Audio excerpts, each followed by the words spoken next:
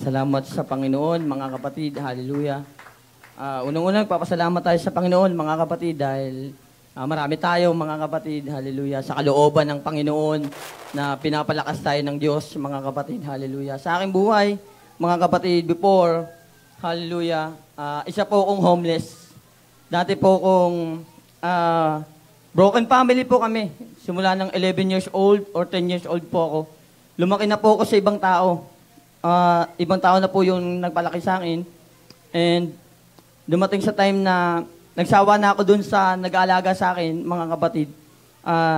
Iniwan ko yung dati kong buhay, mga kapatid, na sila Ate Dumali, na sinabi nga sa akin dati na mag-aral ka. Mag-aral ka para hindi ka maliitin ng ibang tao. Pero mas sinunod ko po yung sarili ko noon na naging matigas ako, naging mayabang, marapa ako sa kanila, umalis ako sa kanila, mga kapatid, may hawak pa ako sigarilyo. Kaya napunta ako sa EDSA, mga kapatid, naging rugby boy ako ng kalsada. Isa ako sa mga naging snatcher ng kalsada, mga kapatid. Hallelujah, ako yung tao na para mabuhay, mga kapatid, para lang mabuhay, kinakailangan mong magnakaw, kinakailangan mong gumawa ng paraan para mabuhay. No? Kaya mapalad ka, kapatid, kung hindi mo naranasan yung buhay ng kalsada, mga kapatid. Sapagkat yung buhay, mga kapatid, bago ko nangahablot ng mga cellphone dati dyan sa monumento, ang kinakain ko, pagpag, mga kapatid. Kumakain ako ng pagpag, dun sa basura, kinukuha ko yun. Yung mang inasal sa Tandang Sora, dyan dati, kumukuha kami ng pagpag dyan eh. Naglalabas ng basura, kinukuha namin yung mga ulam na tira-tira, kinakain namin yan. Ginagawa pa namin yan. Kinabukasan, pinapainit para lang magkaroon ng ulam, mga kapatid. Hallelujah. Masalimuot, mga kapatid, yung buhay na mag-isa, mga kapatid, na sabi nga sa akin ni tatay dati, si tatay lagi yan nagpapayo sa akin. Sabi niya sa akin, anak, layuan mo yung barkada. Dahil wala yan matututunan, wala kang matutunan dyan. Alam niyo po ba kung anong sagot ko sa tatay ko dati? Dahil sabi ko sa kanya, di ibalot mo sa banig. Ilubog mo sa ilog. Pag namatay ako, ibalot mo sa lubog para wala kang intindihin, wala kang ano. Kasi pinoproblema mo, kung mo problemahin. Sabi ko sa kanya dati, madalas pa ako nagbumura ako sa magulang.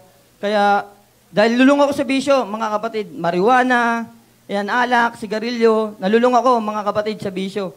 Kaya pag wala akong pambisyo dati, ginagawa ko, nanay ko, ninanakawan ko. Nanakawan ko nanay ko, nagtitindang sigarilyo. Kaya nanay ko, mga kapatid, madalas yan mabankrupt. Pag mayroong ayuda na 15,000, ititinda niya yan, ilalahat niya yan. Bibili niya ng paninda, sigarilyo, candy, soft drinks, sari-sari store. Maglipas lang ng mga 3 araw, wala na yung unti-unti nang bumabagsak yung paninda ng nanay ko. Dahil ako po yung nagbabantay. Kinukupitan ko si nanay. Kapag sinasabihan ako ni nanay dati, minumura ko po nanay ko. Isa ako sa mga walang kwetang anak, mga kapatid. Dahil yung nanay ko dati, halos magulang ko, na yung bisyo, mga kapatid, kapag kinain ka na ng bisyo, pag kinain ka na ng bisyo, mga kapatid, ultimo magulang, walang tinatalo, mga kapatid, walang kaibigan, walang barka-barkada. Kapag kinain ka na ng bisyo, wala nang kilala. Kung sino, kahit kapatid mo, nanay mo, nanakawan mo, kahit pag nakain ka na ng bisyo, mga kapatid, kaya mong umatay. Pero salamat sa Panginoon, mga kapatid, dahil noong mga panahon na yon, walang direksyon, mga kapatid. Walang direksyon ang buhay ko.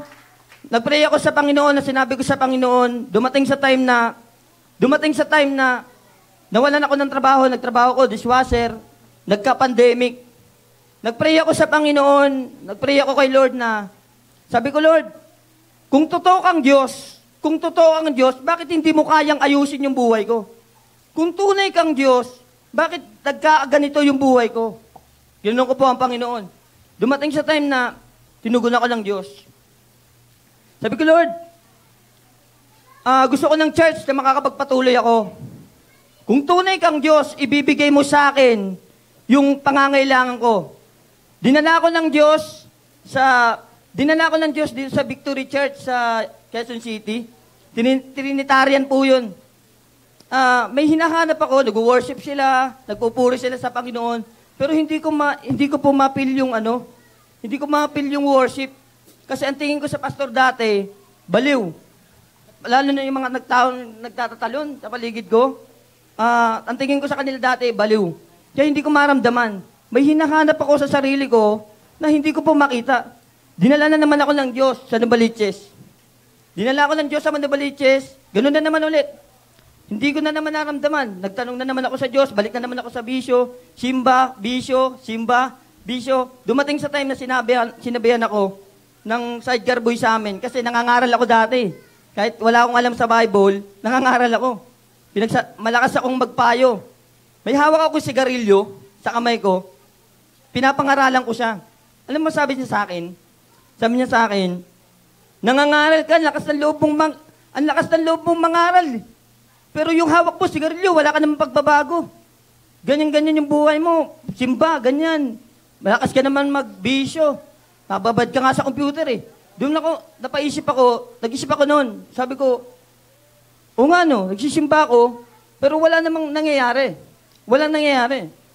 Dumating sa time na dinala na naman ako ng Diyos, CCF. Nandiyan ako sa CCF, mga kapatid. Sisimba, balik na naman simba, sa trabaho, diswatan na naman. Pagdating mo ng simbahan, pagbaba mo ng simbahan, mga kapatid, nandiyan yung amo ko, may dalang alak.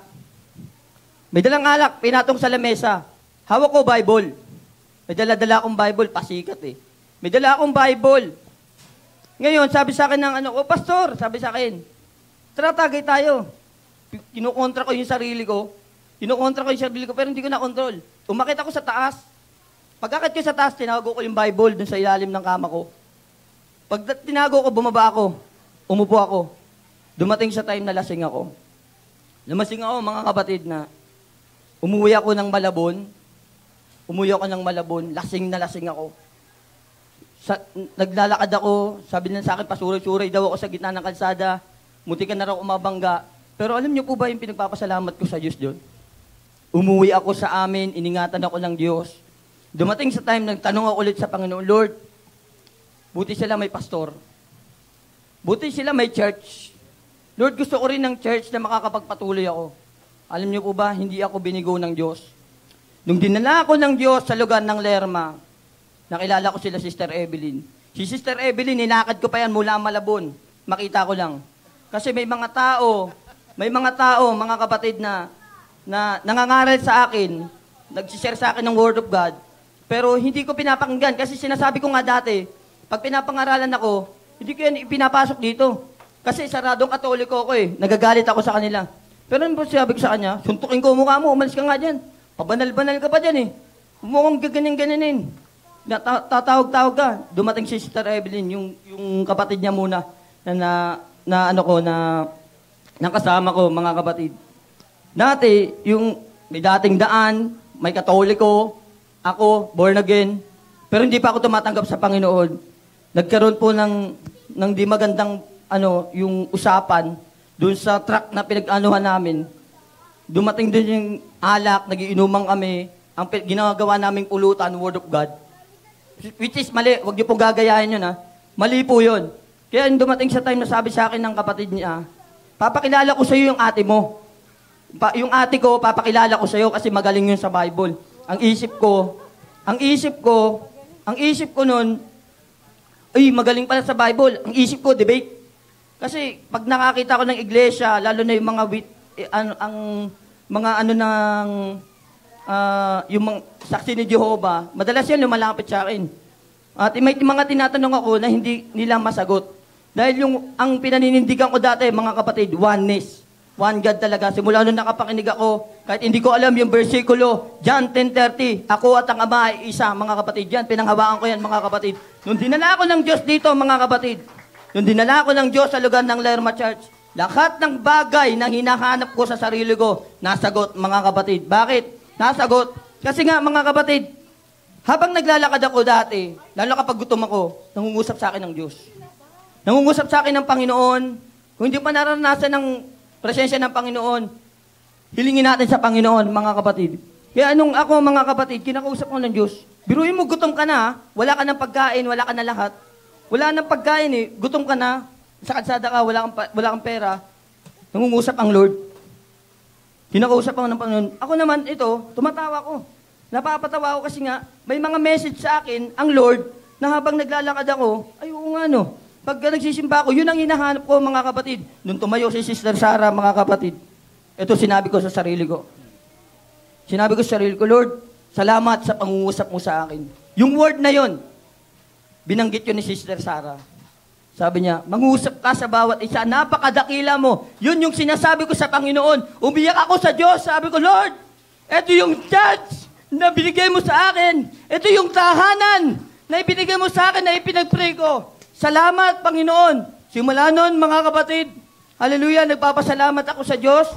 Hallelujah, dahil sa kabutihan ng Diyos. Ngayon, kahit anong bitaw mo, kung totoong meron kang Diyos sa buhay mo, hindi kanya bibitawan, mga kapatid. Kaya kung ano man yung mga problema natin, ano man yung mga pangangailangan natin sa Diyos, tandaan mo, ang kaaway, nung tinanggap mo ang Diyos sa buhay mo, nawala na ng kapangyarihan ang kaaway sa ating mga buhay, mga kapatid. Iniwaksi na natin ang gawa ng kaaway, kaya tayo ay naging anak ng Diyos, mga kapatid. Bago ako bumaba, mga kapatid, basahin ko lang tong verse na to. Napakahalaga nito, mga kapatid. Sabi rito, mga kapatid, kung hindi mo pa kilala ang Panginoon sa buhay mo, nakakita na po ba kayo naghihingalo?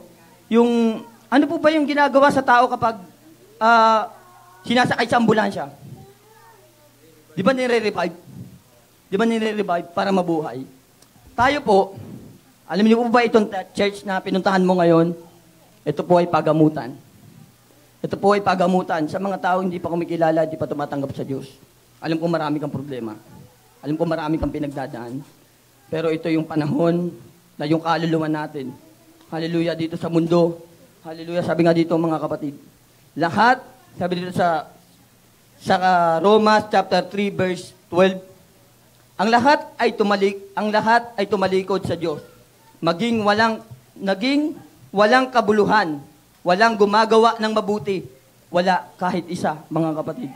Yung image ng Panginoon, mga kapatid. Hallelujah, yun na wala sa atin, na unti-unting nawawala, mga kapatid. Kaya may dahilan ng Diyos kung bakit tayo naritong lahat.